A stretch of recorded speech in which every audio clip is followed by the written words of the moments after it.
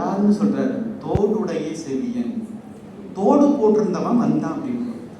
தோடு யார் போடுவா? பெண்கள் போடுவார்கள். ஆண்கள் குண்டலம் போடுவார்கள். கவச குண்டலம். கண்ணன் போடுறது கவச குண்டலம். ஆண்கள் குண்டலம் போடுவார்கள், பெண்கள் தோடு போடுவார்கள். தொட்டுக்கொண்டே இருப்பதனால் தோடு காரணம். அப்ப தோடுடைய செவியன் எப்படி வந்தாரு? பைக்ல வந்தாரா, புல்லட்ல வந்தாரா, டிவி ஸ்பீட்ல வந்தாரா? இல்ல, தோடுடைய செவியன் விடை ஏறி. விடை என்று சொன்னால் அறத்தின் வடிவிலே வந்தான். அறத்தின் மீது ஏறி வந்தான் இறைவன். தோடுடைய செவியன் விடை ஏறி. வேற அடையாளம் சொல்லு. தூவென் மதி சூடி காடுடைய சுடலை பொடி பூசி. காடுடைய சுடுகாட்டு சாம்பல உடம்பெல்லாம் பூசிட்டு வந்தார். அடையாளம் சொல்றாங்க. என்ன? நம்மளுடைய ஆணவம், கண்மம், மாயை என்ற எல்லாம் அழிச்சு அந்த சாம்பலா இறைவன் பூசிட்டு வந்தான். நம் பிரச்சனையே என்ன தெரியுங்களா? ஆணவம் தான். இந்த மண்ணிலே பிறவி எடுப்பதற்கு அடிப்படை காரணம் என்று சொன்னால் ஈகோ. அது சித்தாந்தம் படிச்சாதான் புரியும். அதனாலதான் இது உணர்வு சார்ந்தது. தேவாரம் உணர்வு சார்ந்தது, சித்தாந்தம் அறிவு சார்ந்தது. இந்த பிரிவு உலக நாடுகள்ல கிடையாது. நீங்க எங்க வேணுமாலும் ஆராய்ச்சி பண்ணி பாருங்க, ரெண்டும் சமமா இருக்கும். இது அதிகமாயிட்டாலோ இது குறைஞ்சு போயிட்டாலோ அந்த சமுதாயம் வேறு விதமாக மாறிவிடும். இன்னைக்கு யுத்த களத்துல இருந்துட்டு இருக்கோம். என்ன காரணம்? சமம் இல்லை. நம்ம மண்ணில் சமத்தோட கொண்டு வந்தாங்க. எப்படி? அறிவும் உணர்வும் சமமாக இருக்க வேண்டும். தோடுடைய செவியன் விடையேறி தூவின் மதிசூடி காடுடைய சுடலை பொடி பூசி. பூசியவன் எனக்கு அவனுக்கு ஒரு சம்பந்தம் இருக்கிறது. என்ன சம்பந்தம் அப்படின்னா, என் உள்ளம் கவர் கல்வன். நல்லா கவனிச்சுக்கா, அது 3 வயசு குழந்தை. உள்ளம் கவர் கல்வனை என்னுடைய இதயத்தை திருடிட்டு போனவன் வந்தாங்க. அவனை எனக்கு முன்னாடியே தெரியும். அவன் என்னுடைய இதயத்தை திருடிட்டு போனவன். அப்படின்னு நம்ம போனை யாராவது திருடிட்டு போயிட்டா நமக்கு போலீஸ்ல கம்ப்ளைண்ட் கொடுப்போம். இதயத்தை யாராவது திருடிட்டு போயிட்டாங்கன்னு கம்ப்ளைண்ட் கொடுப்போமா? யாருக்கிட்டுமே சொல்ல மாட்டோம். ஆனா அவர் சொல்றாரு, எப்படின்னா, என் இதயத்தை கொள்ளை கொண்டவன் வந்தான் அப்படிங்கிறார். என் உள்ளம் கவர். நினைச்சு பாருங்க, இந்த அகத்துறை செய்தி அது எப்படி புறத்துல வருது அப்படின்னா, வேற ஒண்ணு இல்ல, அந்த உயிரினுடைய பக்குவத்தன்மை. இப்ப 3 வயசு குழந்தை அதை பாட முடியுமா? நாங்களாம் டாக்டர் பட்டம் வாங்கிட்டோம், PhD வாங்கிட்டோம், எல்லாம் பண்ணிட்டோம். ஒரு மரபு கவிதை எழுது, காப்பி கொடுத்து, ஐயா ஒரு காப்பி கொடுத்து எழுதுங்க அண்ணா, எழுத முடியுமா?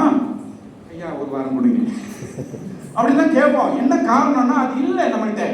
ஆனா அந்த 3 வயசு குழந்தை தொல்காப்பியம் படிச்சுதா? உந்தி முதலாம் முந்து வழி தோன்றி தலையினும் இடற்றின நெஞ்சுல நிலைப்ப பல்லும் இதழும் நாவும் மூக்கும் அன்னமும் உளபட என்கிற நிலையம் உருப்புற்றமைய நெறிபட நாடி எல்லா எழுத்தும் சொல்லுங்காலை திறம்பட தெரியும் காட்சியா. எப்படி எழுத்து பிறகுது? இது 1600 இல்ல, 2000 வருஷத்துக்கு முன்னாடி அகத்தியருடைய 12 மாணவர்கள் தொல்காப்பியர் எழுதிய வார்த்தை எப்படி பிறக்குதுங்கிறத அவ்வளவு அருமையா, இவ்வளவு தெளிவு. எப்படி அப்படின்னா, இது யார் எழுதுனா, யார் எழுத முடியும் அப்படின்னா, இருவினை நீங்கியவர்கள் தான் எழுதணும். வினை கோட்பாடுகளை பற்றி 2000 வருஷத்துக்கு முன்னாடி நம்முடைய முன்னோர்கள் பாடி பேசியிருக்கிறார். 13ஆம் நூற்றாண்டுல பதிவு செய்யப்படுகிறது. மெய்கண்டார் சித்தாந்தத்தை சிவஞான போதத்துல பாடுறார். அப்ப இது நாம பார்க்கும்போது ஒரு பக்தி இலக்கியமாக இருக்கிறது. திருஞான சம்பந்தருடைய பாடல்.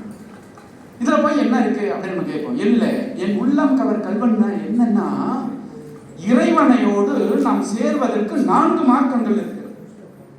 ஒரு மார்க்கம் சரியை, ஒரு மார்க்கம் கிரியை, ஒரு மார்க்கம் என்ன யோகம்.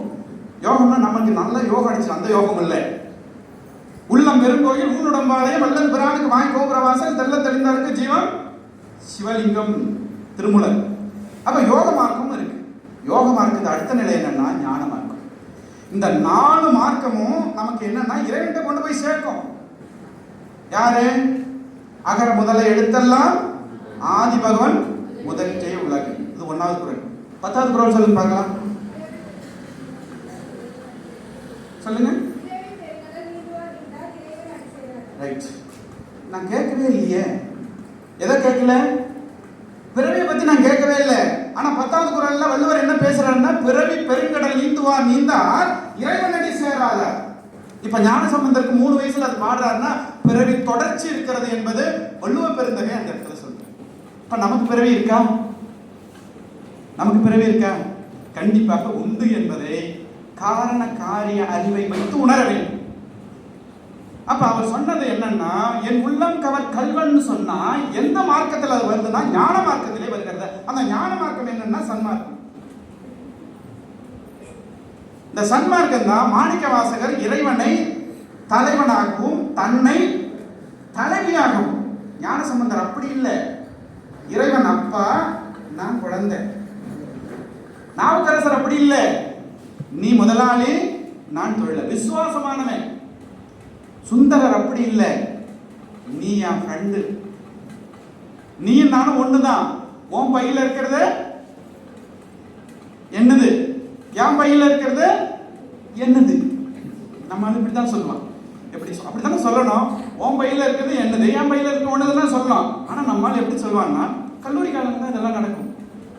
என்ன இருக்குன்னு தெரியாம பாக்கெட் உள்ள கையை விடுறவன் யாரு? அந்த அதிகாரம். அம்மா அப்பா யாருமே தொடக்கூடாது. யாருங்க விடுவாங்க?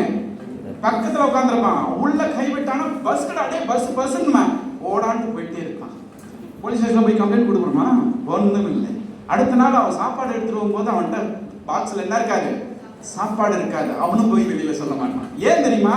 இது நட்பு. ஒருத்தர் ஒரு ஒத்த உணர்வுகள் உடையவர்கள் எப்படி அப்படின்னா நண்பர்கள். சகமார்க்கம். சகமார்க்கம். இறைவனும் நீ வேற வேற இல்ல, ரெண்டு பேரும் நண்பர்கள் தான். சுந்தரர். மாணிக்கவாசகர் அப்படி இல்லை. நீ தலைவன், நான் தலைவி. இந்த மூணு மார்க்கத்திலே ஒரு சிறப்பு என்னன்னா, எல்லாருமே ஒரு குறிப்பிட்ட எல்லைக்கு மேல நம்ம உள்ள போக மாட்டோம்.